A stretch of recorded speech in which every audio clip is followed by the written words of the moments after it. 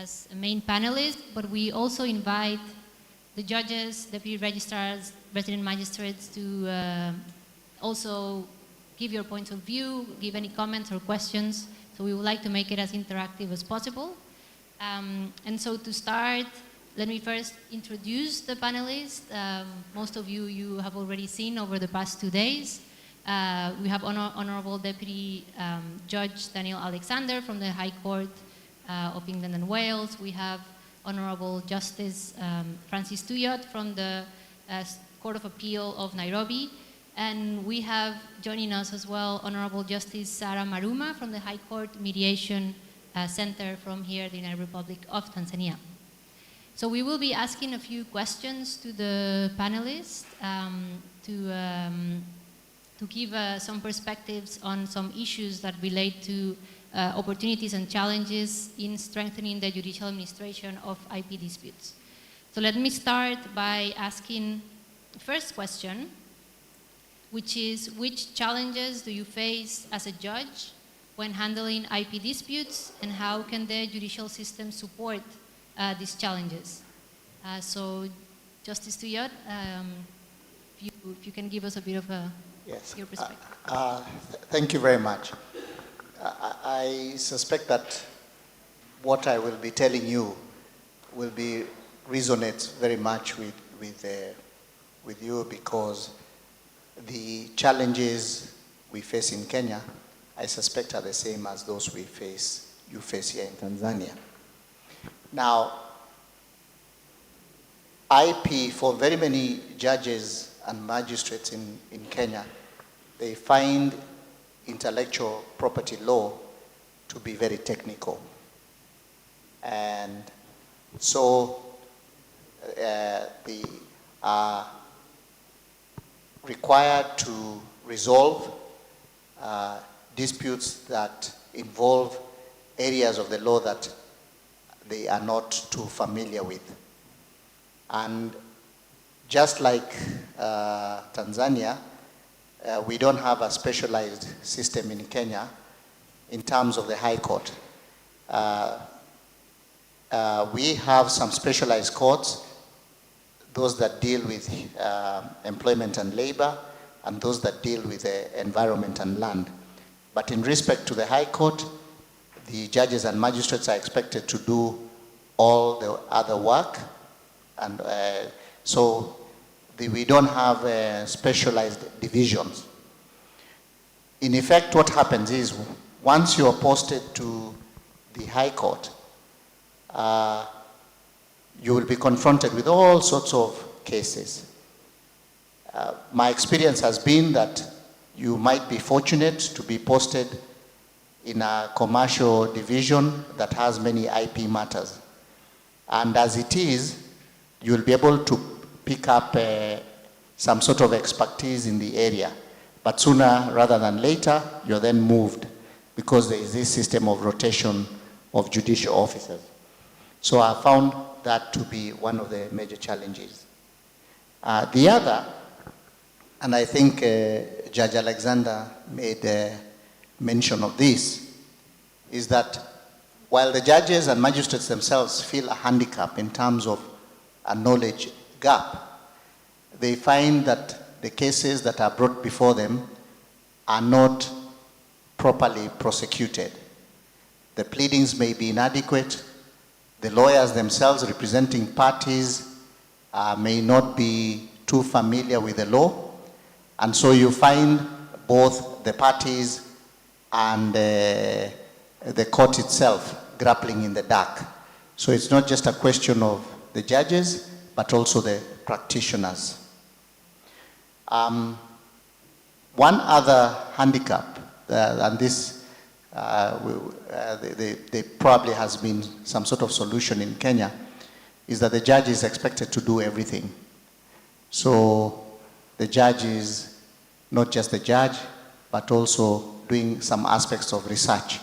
So lately there's been an effort to recruit researchers who then assist the judges in carrying out the research. The trouble is, once you find a case that has not been properly and diligently prosecuted, you find that the judge has to do the donkey work in terms of filling in the gaps so as to reach a truly fair outcome. So basically, those are the challenges that we face. One other challenge is the inability to access material very quickly. If you have a matter that needs to be dealt with expeditiously and you have a lot of workload, it may be difficult to access material that might provide you with answers. And if you are not able to readily access it, then it might be difficult for you to get the best answer. We now know that the world is global, and obviously there are many lessons to learn from other countries. Comparative learning is extremely important, but it is illusional if you're not able to have quick and efficient access to the material that you require at the time you require it. So I can allude to those for now. But of course, I'm sure that you'll be telling us as well what you think ails your work as an IP judge or magistrate. Thank you very much, Justice Tuyot. And on that note, I would like to invite any volunteers from the public to maybe share what are the challenges that you face while adjudicating IP in your courts? Anyone from the audience? Thank you very much. So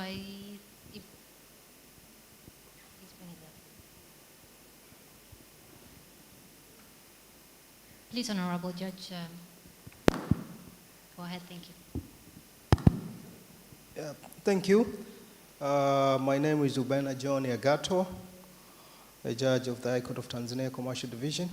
I have some few comments or kind of experience to share. I'll talk about, first of all, the issue of trademark when it comes to interim measures. One of the challenges that I have seen so far is how do you determine prima facie case? The problem here is there's a likelihood of going to the merit of the case. Because then when you're looking at the facts that have been stated, say in the affidavit, you will be tempted to look for more information, and then probably you will go to the plaintiff because certainly if they're applying for temporary injunction, they might have already filed a suit. So you will go and look at the pleadings, and then you may end up deciding the case before it's being heard. Or otherwise, you will have preconceived ideas. So it's like, okay, now I have decided the application for injunction. But then parties may always feel like, so he is likely to decide this way. And so even yourself, you'll be more inclined to be probably consistent with what you have held earlier on. So that's one of the risks that I'm seeing when it comes to these interim measures, say for instance, temporary injunction. There's also another thing that I'll probably share about copyright. The question of originality is such an elusive concept in my view, because when you look at a computer program, for instance, you ask yourself, what is original there? You're looking at the source code. So there is a challenge with computer programs. Because in our country, computer programs are protected by copyright law. So we have a challenge in terms of computer programs. But again, when you're looking at works that have been adapted from other works, the question of originality there For instance, you have someone who have written a very good novel, and then you have adapted it into a film. Now, before you do the adaptation, you need to get a license. And this film here will have its own protection afterwards, after it has been produced. And it has copyright. But there is also protection in the original novel. In addition to that, you can think of database protection, for instance. Not many of us know how originality is being tested when it comes to database. Is it the articles that have been published in the database, or is it the database itself? So there are different levels of how you would test originality there. So there's another thing about idea and expression dichotomy. Idea and expression. Because again, for computer program, where is the idea? Where is the expression? And there are many other things. These days we also have other problems with the AI-generated literary works. That's another thing that I'm worried in the future we might being stuck on how do we determine these elements when it comes to copyright protection. So thank you very much. Thank you very much, Honorable Judge, for sharing your concerns. I don't know if anyone from the panel would like to react. I know these are common problems in many jurisdictions. I will react to, allow me to react to.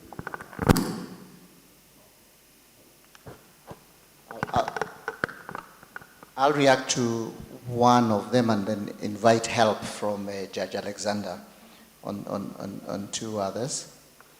On the question of interim orders and the establishment of a prima facie case, I think you'll agree with me that the session where you are dealing with a matter on an ex parte basis can be a lonely session, one in which you're grappling with a story being told by only one side.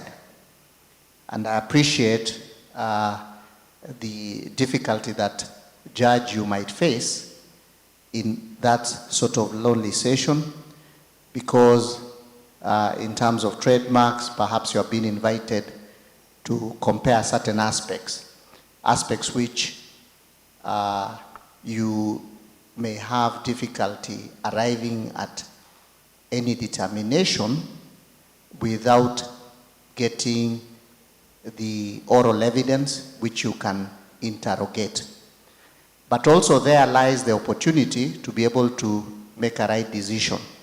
Because if you benefit from too much information, you might end up with a predetermined mind in respect to the answer. What I found useful is that because the test, the threshold is pretty low in terms of what a prima facie case is, it is possible for the court to determine one way or other, but being very careful not to word the decision in a way that reveals which way you will eventually go, because even at that point you are expected, it is expected that you don't know which way you will eventually end up.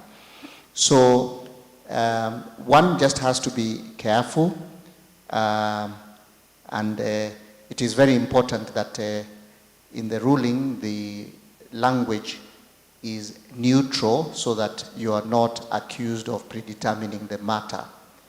However, there are very, very many cases where injunctions have been given. The courts have determined at an intellectual level that a prima facie case has been made out, but the outcome after entertaining and evidence being interrogated is entirely different. And I don't think anyone can be criticized for that. That is just the nature of how the proceedings would be. Before I invite Judge Alexander, I could just say something about this question of ideas and expressions.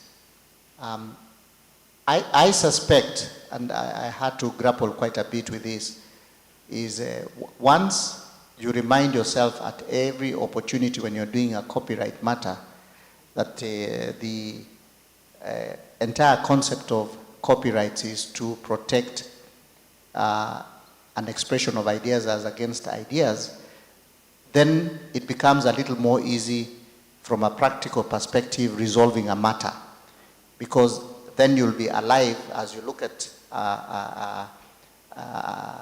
interrogate a matter to try and identify where is the idea, is there an idea, where is the expression of interest. And in terms of if you're entertaining a hearing, you can ask the questions as a judge. It is unclear to me whether this is an idea or whether this is an expression of an idea.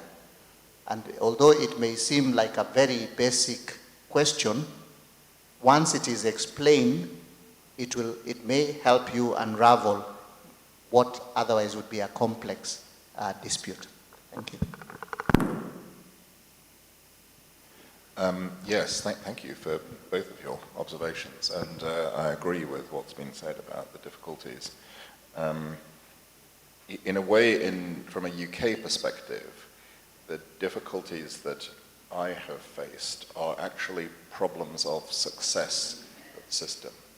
So although there are various criticisms that are leveled at the IP system, in all honesty, it's working pretty well in the UK. We've got very capable judges.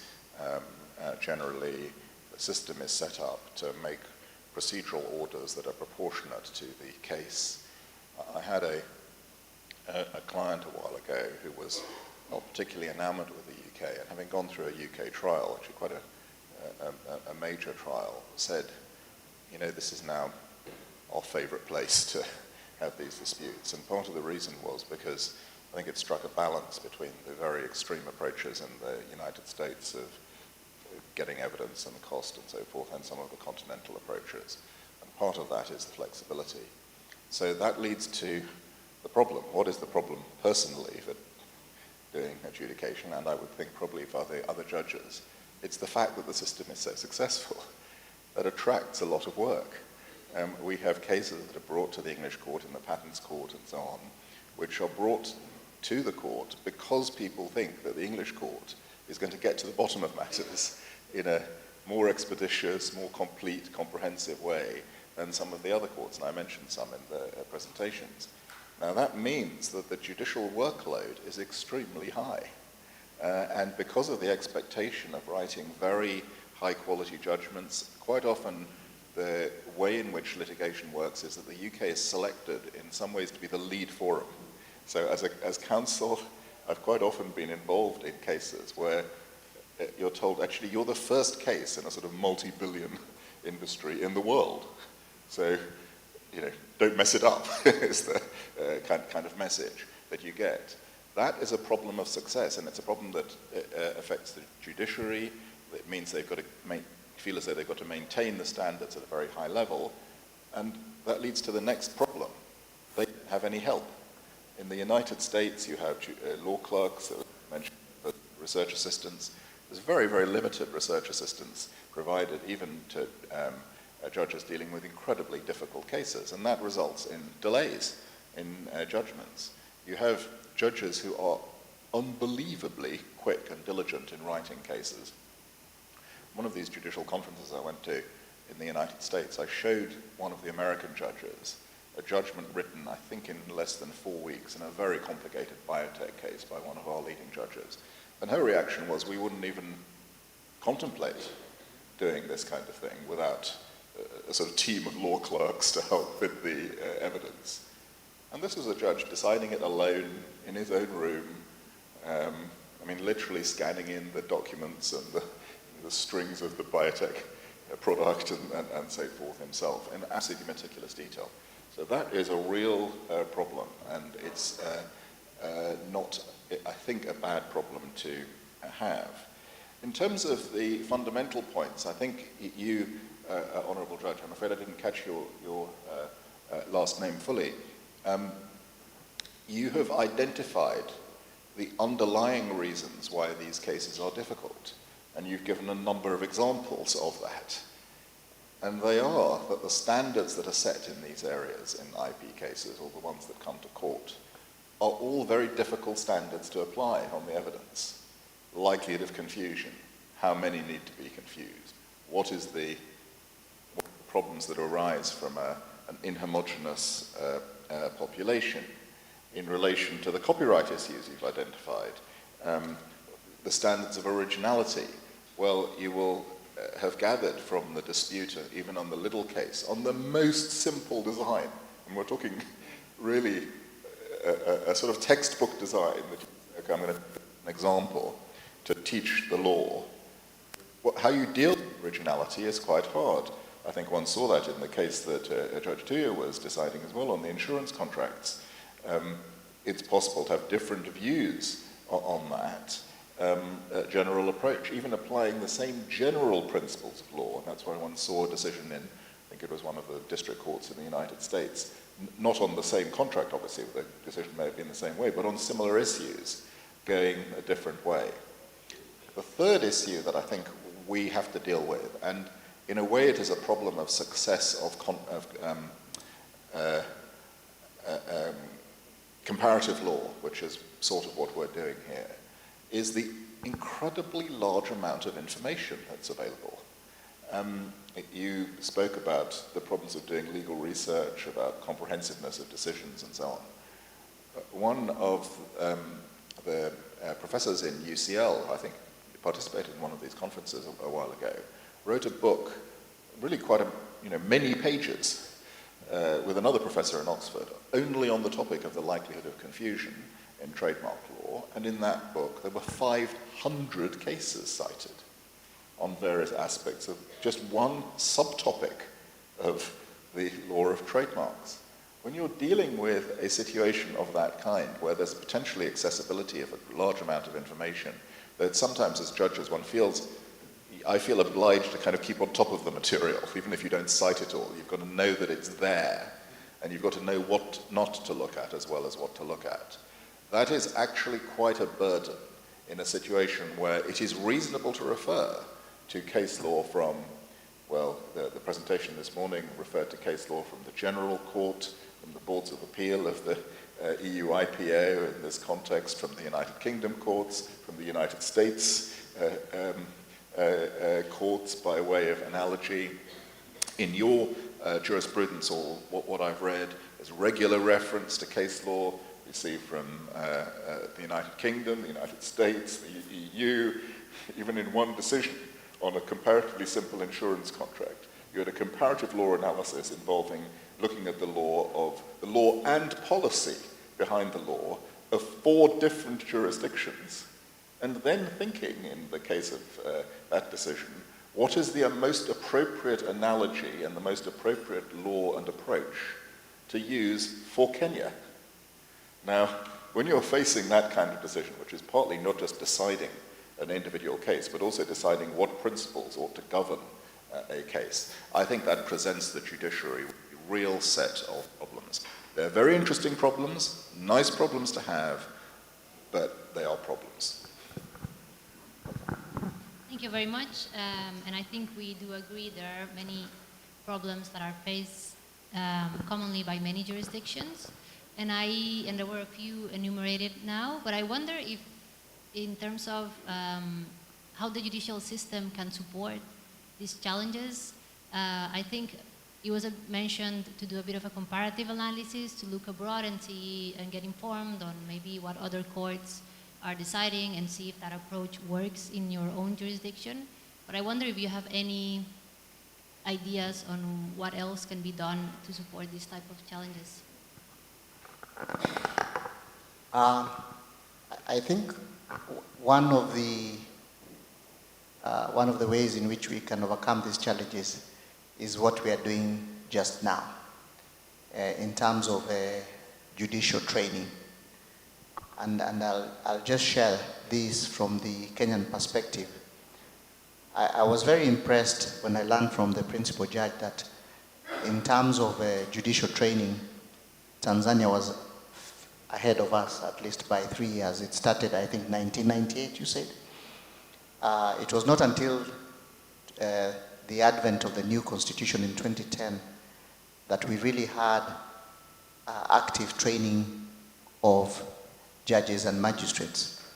Until that point, the culture of the judges is, what can you possibly teach a judge?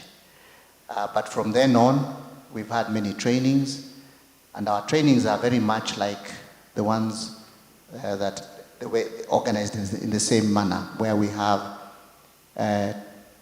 judges and magistrates who occupy the various levels sitting in one room and being trained together and discussing matters together. Now, that helps a great deal.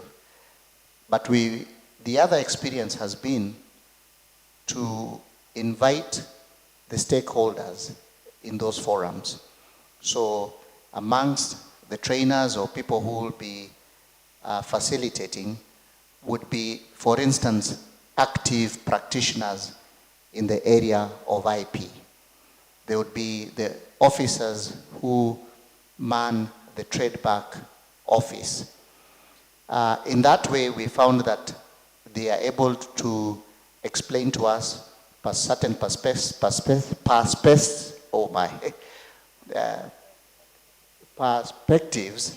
which you may not get in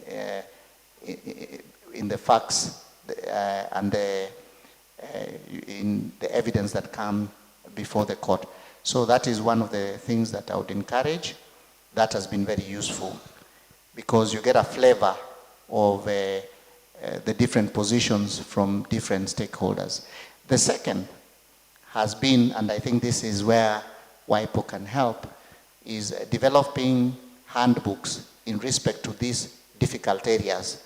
A handbook which you can reach, it may be in soft or hard, which you keep as like your Civil Procedure Act or rule, so you can very quickly make reference to it when you're confronted with a matter that, it looks very confounding on that day. So developments of handbooks which would have local case law and case law from comparative jurisdictions has been something that we found would help. The other is just facilitating and mainstreaming the issue of use of technology in our courtrooms. I know that there might be the challenges of capital in terms of rolling this out, but we found that helps because eventually, when you're able to access information, you might be in a better place to make a fairer and more informed decision. Those are just some of the ideas that we have been able ourselves in Kenya to be able to put in place, just to, in a way, not overcome, but to try and manage or militate against the challenges that we face. Thank you very much. I think these are all very valuable insights, and I think we can discuss this for hours, but in the interest of time, another important topic when it comes to opportunities is, as has been mentioned here, ADR, or alternative dispute resolution, such as mediation, arbitration, or NDR, according to some judges in the UK. And for that, I would like to ask Judge Maruma her thoughts on whether mediation and arbitration are good alternatives to judicial dispute resolution.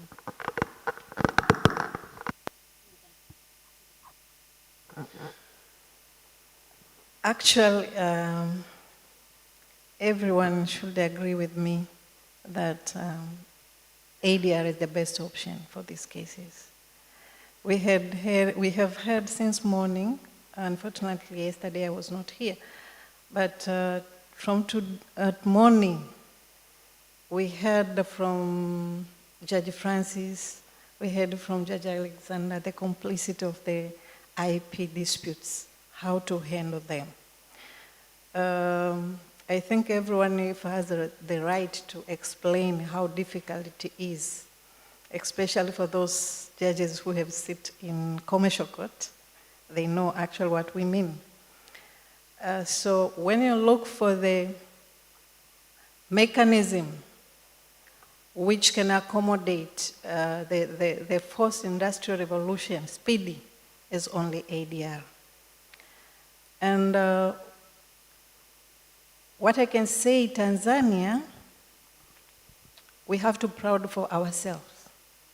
We are enriched of laws which contain ADR rather than other countries. I remember in March we had a conference on how to re-engineering ADR in Africa. We see Tanzania, we are far ahead. Some countries, they have the laws since 1960s, but they never knew that they have the law which allow ADR. So when you look for the Constitution, in our Constitution, it has accommodated since 1977, if I'm not mistaken. The clause is there. Alternative mechanisms to resolve disputes. But actually now we don't think it is alternative. It's a primary mechanism to resolve disputes. We have to change our mindset and go back where the chief and our ancestors conducted mediation, some kind of mediation. We're just polishing the names, but actually we are doing it. We are doing it at the level of family. We are doing it at the level of community. We are doing it at the level of institutions. Everyone, when the disputes arise, they try to solve in other way or another. And you have to agree on this. So we have to polish the way it is now to incorporate more. And now we have so hybrid terms on how to improve ADR to resolve disputes. So for IP cases, when you look to the complexity, technicalities, long procedure, or even take a long time to resolve them, the best way is to use mediation or arbitration. But now I think we have to adopt NDR. We have seen it is negotiated dispute resolution. That's the mechanism is there. So when we start with the Article 107, Sub-Article 2D, it gives us the mandate. So we know the court is it has the authority. It's taking the driving seat to dispense justice. So we have to encourage the use of mediation, the use of arbitration in resolving disputes like this of IP. And our laws allow. The Civil Procedure Code, all the alternative dispute resolution are mandatory under Order 8, Rule 24. So it's up to us as judges and magistrates. One of the effective case management is how to use the ADR to resolve our cases. And when you look for the principles of mediation, arbitration, arbitration is some kind of like litigation, semi-litigation. But when you look to mediation, the flexibility over there, probably you don't need to confine yourself in a room to read a lot of books. Well, you have experts you can call and explain to you and to the parties as well. So you take advantage even to capacitate yourself on the issues which you don't know. That room you don't have when you sit as a trial magistrate or a trial judge, especially when we are using common law. So you will confine yourself. You are not sure what you are doing, while there are other tools you can use it, and you can be resolving the issue fast, but amicably.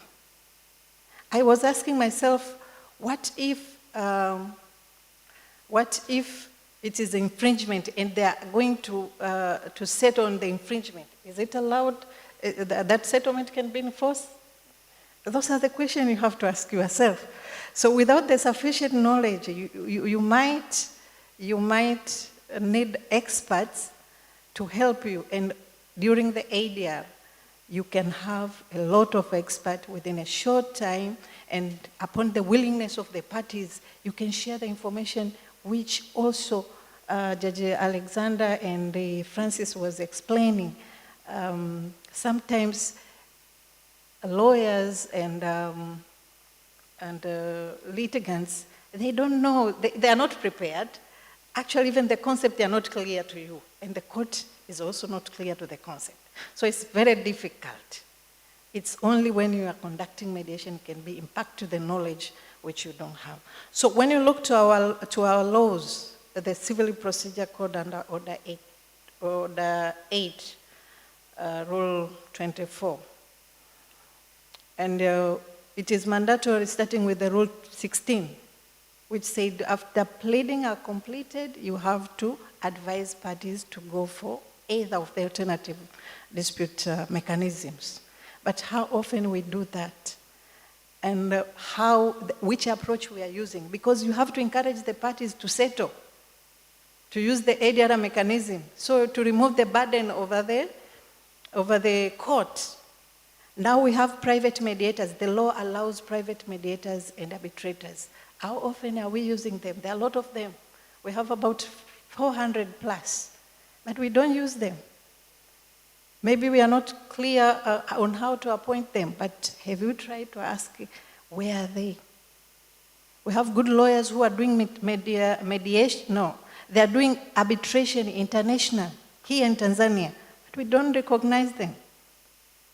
If we could knew this a proper coordination between the stakeholders and the judiciary, we will see how the burden will be reduced to the head of judiciary on how to resolve disputes. So we have a vast of laws which allow the ADR mechanisms. It's our time now to see how we can explore them and adopt whatever we have. We have the coordination with WIPO, we have the coordination like this.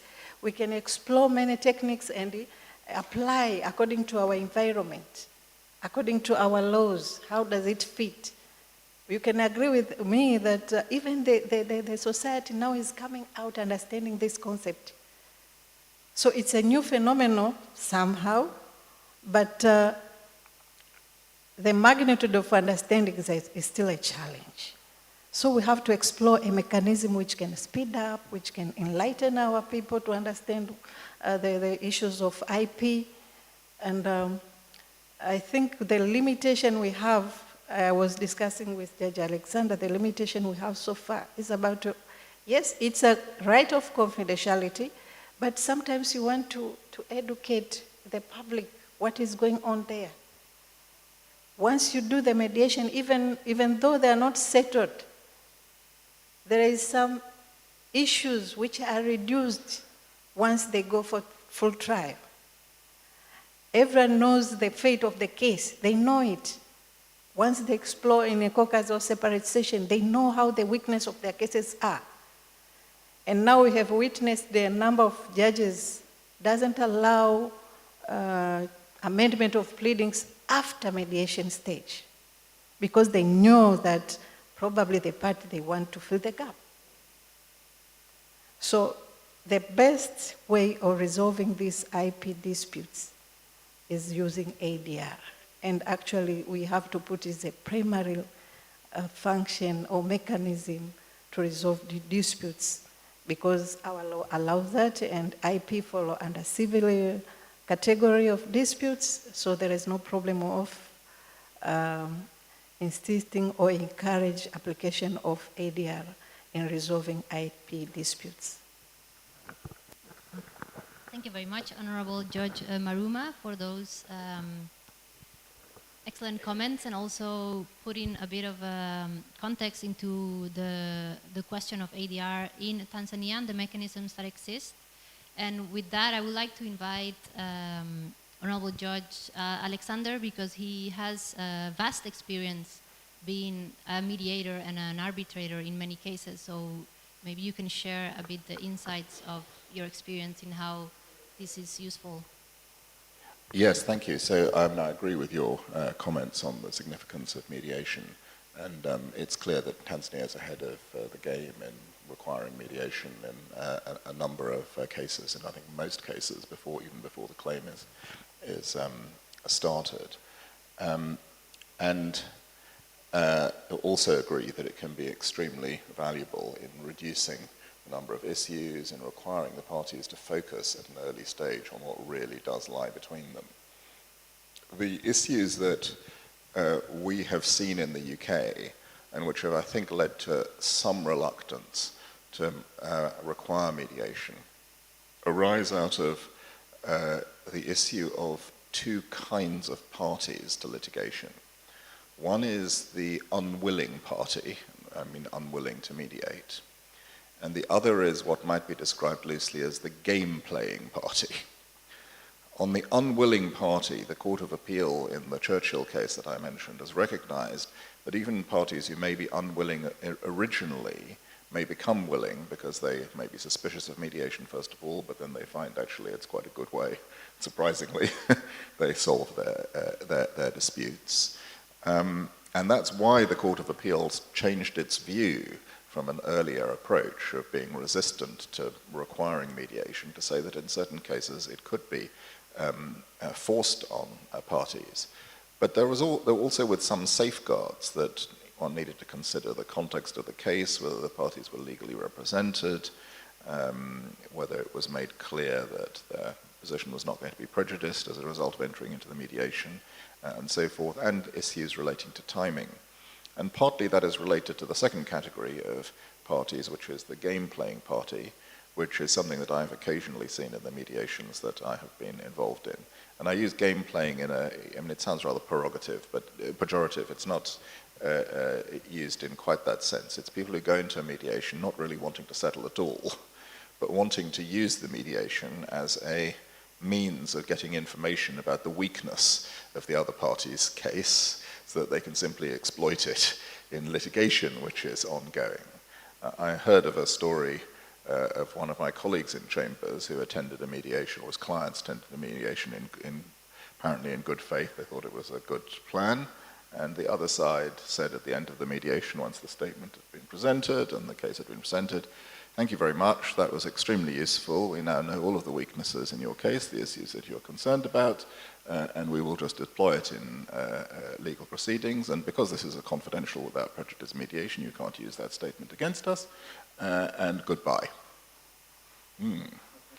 Now, that is not the optimum conditions for settlement.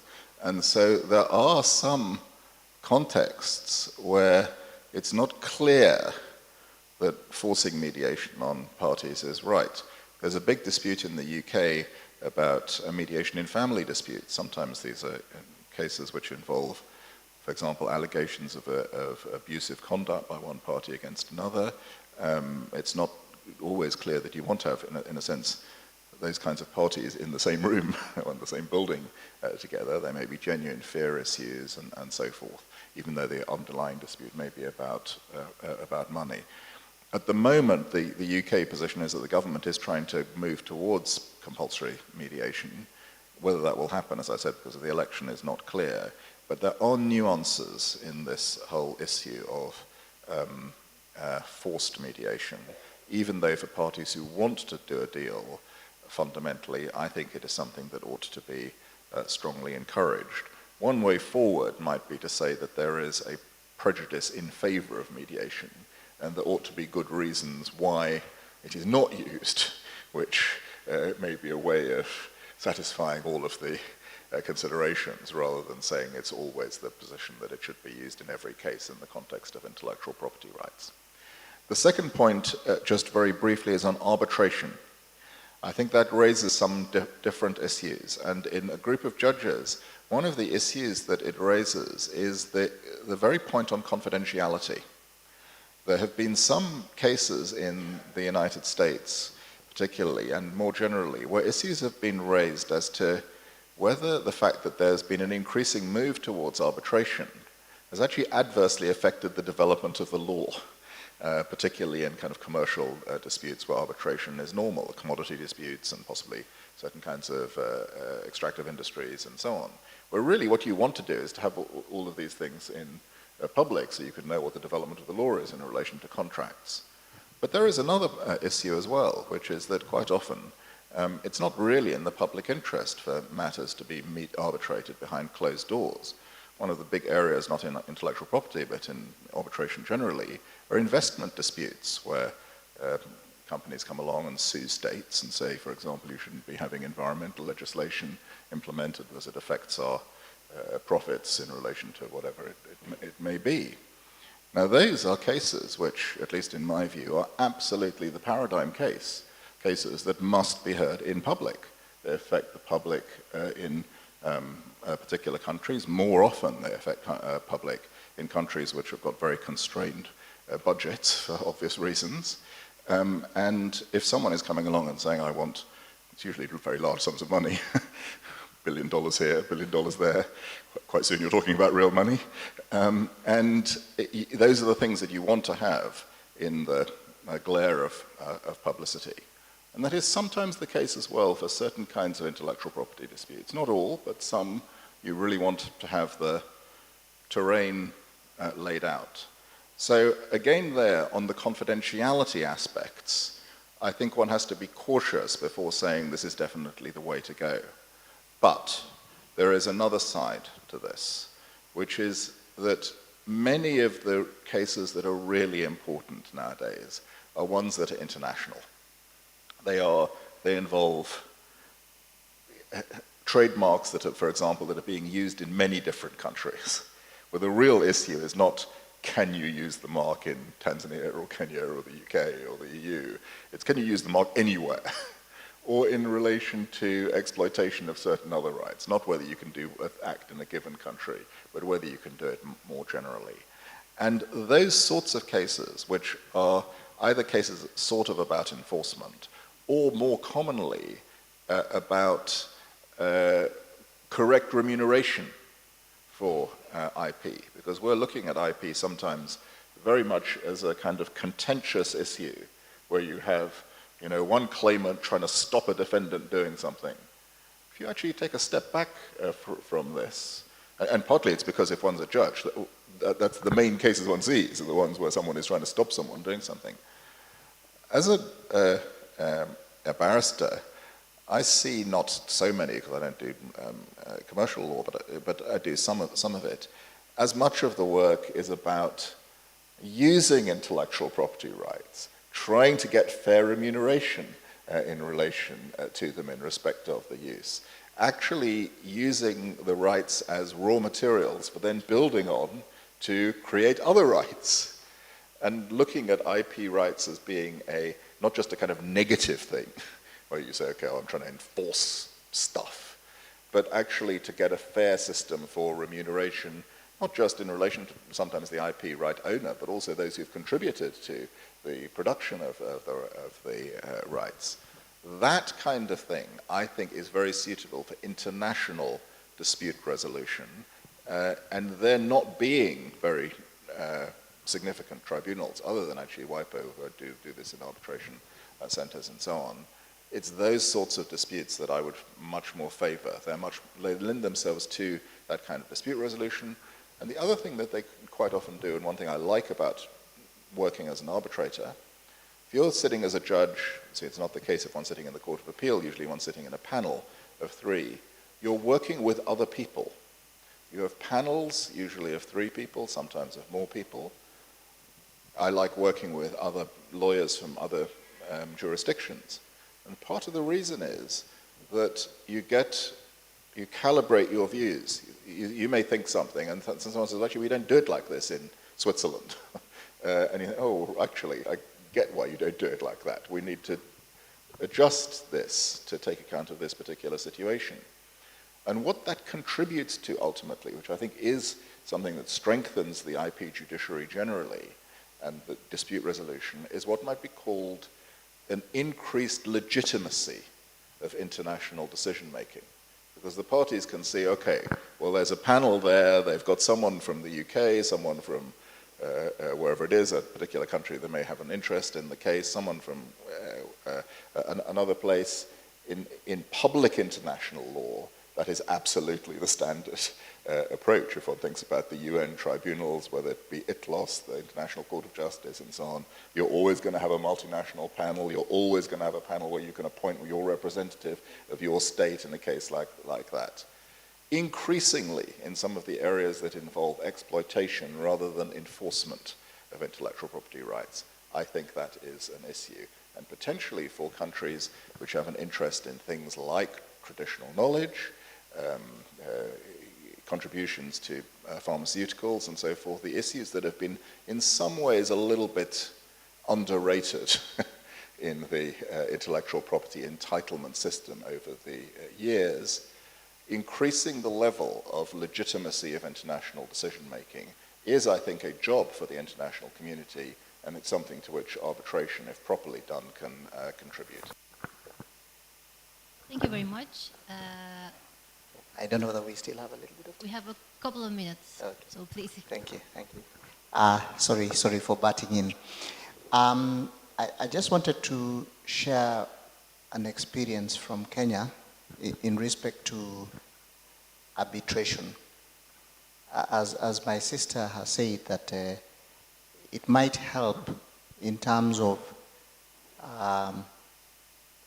not just reducing the matters that come before us, but for parties to get more satisfactory resolution of their matters, for arbitration to be employed. Now, I know that under your civil procedure rules, as in ours, there is procedure for the courts to set aside the award of an arbitrator. Now, the hope of many parties who submit to arbitration is that the arbitrator's award brings finality to a dispute. And so, if the courts routinely reopen the awards by questioning the substance of the awards, then many people will take a very cynical view of arbitration. And the questions that will be asked is, why do we need to go to arbitration if eventually the arbitrator's award will be reopened by a court decision? We've seen that challenge in Kenya, and we're having a very, very serious discussion in respect to that. What many people have raised who have in the past encouraged arbitration and have challenged whether in fact the courts are now a problem instead of facilitating that process. So it is just a word of caution, because we've seen it happen in Kenya. If you agree that you must encourage arbitration, then you must be true missionaries of the arbitration by trying as much as possible to uphold the awards that are reached by arbitrators, other than where the decisions are completely perverse or against public interest, or truly fit in the limited scope within which a court ought to interfere with an arbitral award.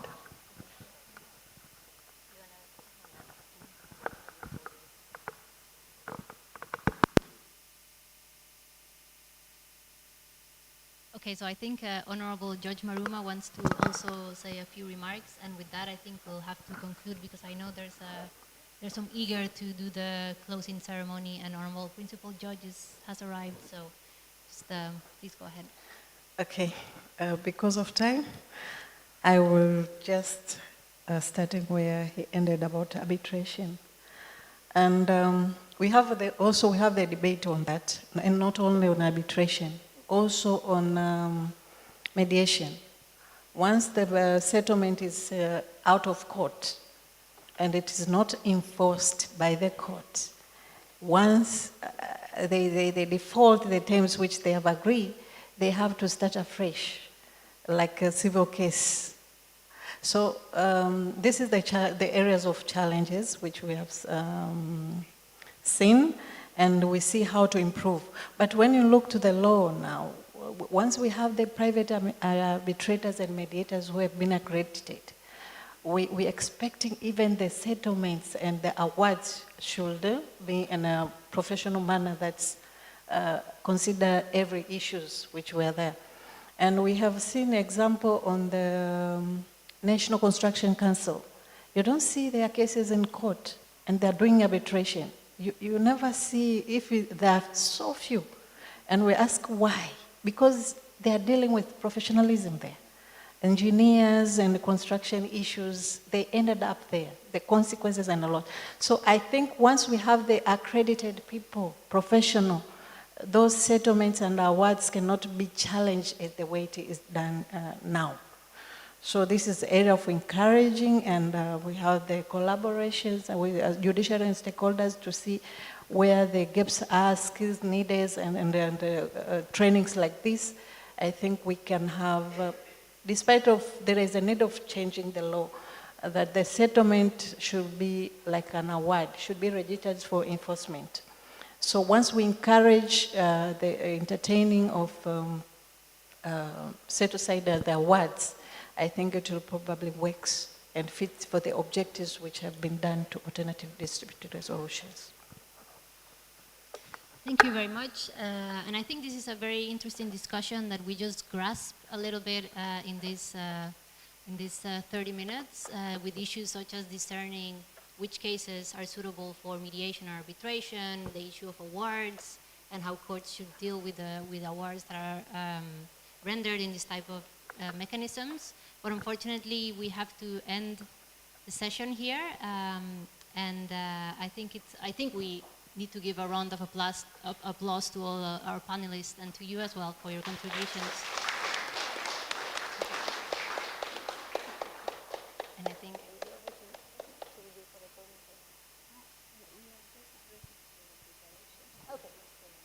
okay.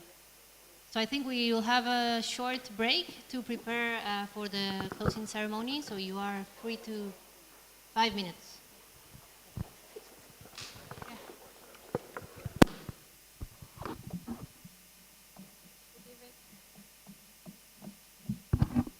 Sorry, since the principal judge has arrived, I would like to advise just to remain.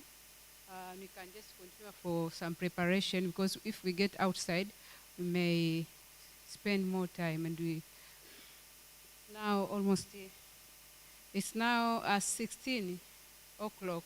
We are supposed to commence the close ceremony at 6. We are supposed to commence at 16 o'clock. Now it is 16:07. So I would advise just let's remain seated while we are preparing for the ceremony. Thank you.